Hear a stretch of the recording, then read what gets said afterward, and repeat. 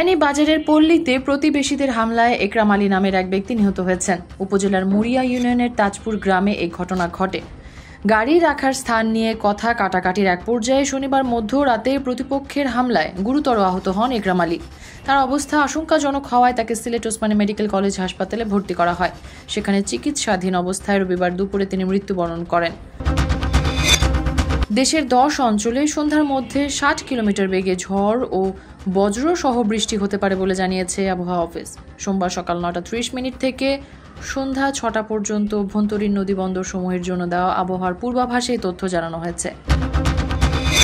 সিলেটের ওসমানী আন্তর্জাতিক বিমানবন্দর থেকে প্রথমবারের মতো ইউরোপের উদ্দেশ্যে সরাসরি আন্তর্জাতিক কার্গো ফ্লাইট চালু হয়েছে। রোববার গ্যালিস্টার ইনফিনিট অ্যাভিয়েশনের ব্যবস্থাপনায় কার্গো ফ্লাইটটি সিলেট থেকে ইউরোপীয় ইউনিয়নভুক্ত স্পেনের জারাগোজা শহরের উদ্দেশ্যে ছেড়ে যায়। এএফসি এশিয়ান কাপ বাছাইয়ে বাংলাদেশ ভারতের ম্যাচ হচ্ছে সিলেট জেলা স্টেডিয়ামে। সিলেটের ফুটবল প্রেমীরা মাঠে বসে দেখতে পারবেন হামজা সুনীল ছেত্রীদের লড়াই। আগামী 18 নভেম্বর বাংলাদেশ ভারত ম্যাচটি সিলেট জেলা স্টেডিয়ামে করার উদ্যোগ নিয়েছে বাফুফে। সিলেট নগরীতে পৃথক অভিযান চালিয়ে 3 ছিনতাইকারীকে আটক করেছে পুলিশ। ছিনতাইয়ের চেষ্টাকালে হাতে নাতে ওই 3 যুবককে আটক করা হয়। তাদের কাছ থেকে ধারালো ছোরা উদ্ধার করা হয়েছে। রবিবার বন্দরবাজার মহাজনপট্টির সামনে থেকে ছোরা ধরে ছিনতাইকালে জুয়েল মিয়াকে আটক করা হয়।